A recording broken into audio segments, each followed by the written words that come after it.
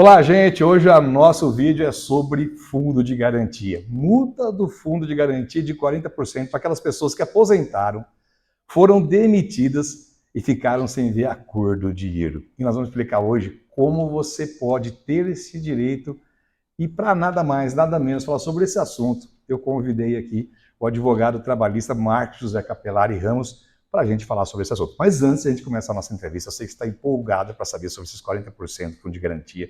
Dinheiro é dinheiro, né? Eu quero pedir uma coisa para você. Se inscreva no nosso canal, curta os nossos vídeos e ative as notificações lá no sininho. Assim você fica sabendo de assuntos importantes como este aqui. Eu sou Hilário Bock e este, como eu disse, é o Marcos. Marcos, como é que são as coisas? Tudo bom? E os processos trabalhistas estão correndo bastante ou não? Está bastante. Boa tarde a todos. Boa tarde, Hilário. Prazer em estar contigo e com todos aí, tentando sanar algumas dúvidas que os telespectadores possam ter. Tá, e me fala uma coisa, vamos direto ao assunto, como você sempre diz, né? A gente tem que ir direto ao assunto, né? Sim. Senão, porque as pessoas estão aqui para ouvir essa situação. Eu te pergunto uma coisa. A Constituição Federal falou que as pessoas que se aposentarem vão ser demitidas porque não podem continuar trabalhando se tratando de servidor público. Então, aposentou, não pode continuar trabalhando. Só que as pessoas tiveram a contribuição e tiram direito a 20% da multa. E aí, quem paga essa conta? Pois então, a Constituição Federal é clara, não pode acumular aposentadoria com salário, você não pode ter essas duas coisas. Então, o servidor que resolver se aposentar, depois de 13 de novembro de 2019, é Que foi a impossível reforma da Previdência, continuar, né? Reforma da Previdência. exatamente, é impossível continuar no trabalho. Mas, tentando ver a questão da multa dos 40%, os efeitos disso, quem vai pagar essa conta, é evidente, tem que ser o próprio empregador. Porque não se pode deixar como dispensa arbitrária dele, né? Até porque já tem decisão e está na lei dizendo que a aposentadoria não rescinde o contrato de trabalho. Correto. Então, mas como é que fica essa questão? A Constituição fala, ó, a pessoa não pode continuar trabalhando, mas também a aposentadoria não rescinde o contrato de trabalho, e aí? Então, essa questão esbarra na mesma situação da época do Covid, né, que nós tivemos aí um fato de força maior, inclusive com o pagamento de salários, às vezes, uma parte desses salários pelo governo.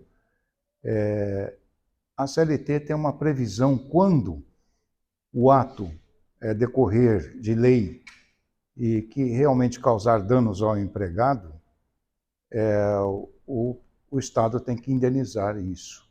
No caso, se tratando de servidor público, obviamente o representante do Estado é o próprio empregador.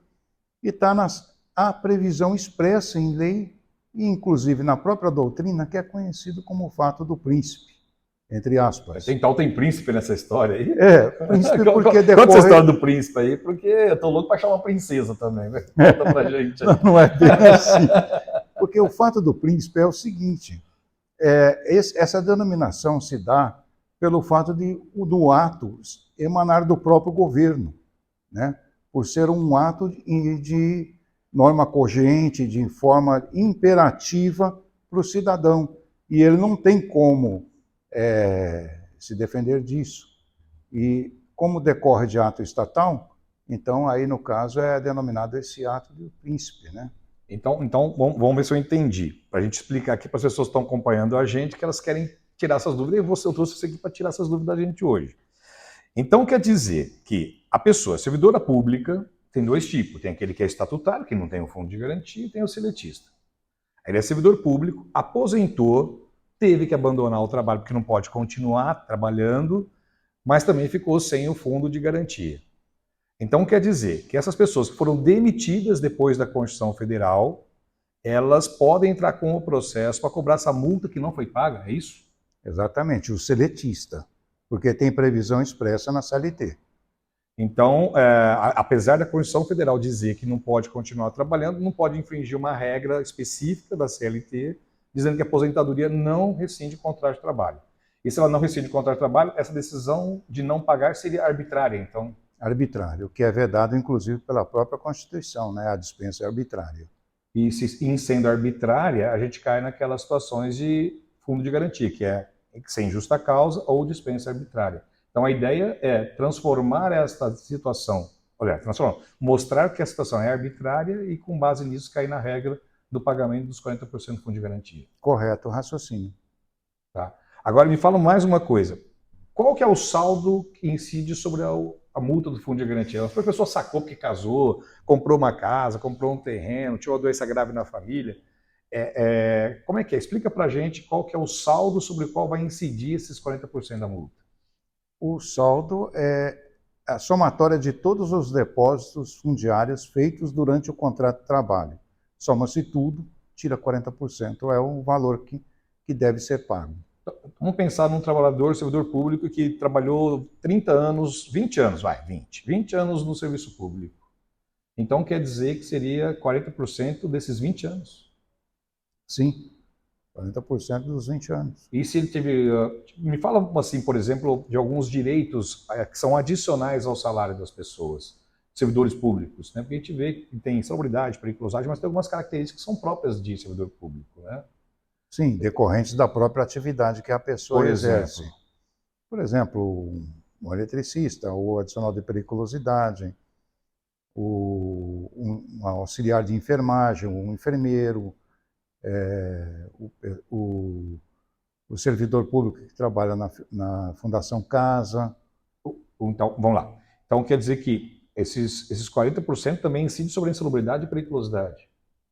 Não. Os 40% sobre o valor do saldo do montante dos depósitos fundiários, do fundo de garantia.